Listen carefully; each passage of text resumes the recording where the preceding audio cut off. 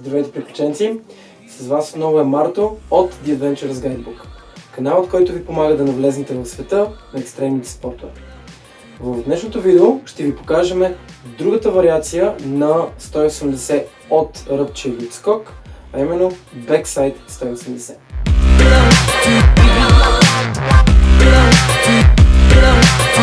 Fast in the line like cash in his prime. Fast and divine like glasses of wine. You better get it straight. A beast in a bed, the reason she's red. He unlike the rest, only rest, that's what the... Backside 180 е може би една идея по-труден за изпълнение трик от Frontside 180. Защото ротацията ви започва с гръб към пистата и попивката и кацането на трика е насляпо. За ляв водещ крак, Backside ротацията започва надясно, като повечето такива трикове се правят от лицевия кант. За десен водещ крак, ротацията започва наляво, отново от лицевия кант. В началото опитайте Backside 180-ката от място, като отскачате първо от лицевия и после от гръбния кант. Упражненията за този трик са сходни с тези за Frontside 180. След като изтренирате ротацията на равно място, намерете лек склон и от траверсиране на лицев кант завийте нагоре по склона, докато не продължите траверсирането на гръбен кант за десен водещ крак. Започнете да използвате и ръцете за допълнителна засилка.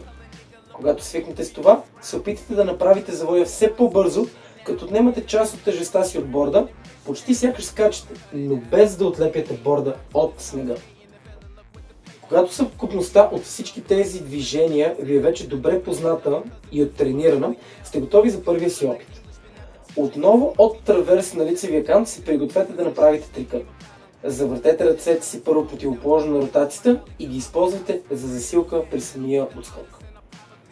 Особеното нещо при този трик е, че да спрете ротацията си, вие трябва да изпълните така нареченото сляпо кацане.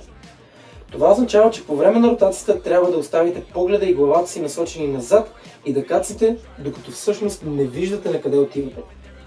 В момента на приземяването може да погледнете по-посока на движението и да продължите да карате.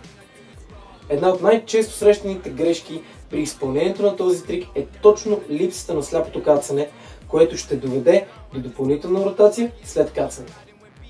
Отново искаме да ви напомним, че ако опитвате тези трикове от ръбчетата по пистите, трябва да бъдете изключително внимателни, защото не сте сами. Оглеждайте се винаги преди да скочите и се уверете, че там, където ще кацнете, няма да мине човек, когато да блъснете.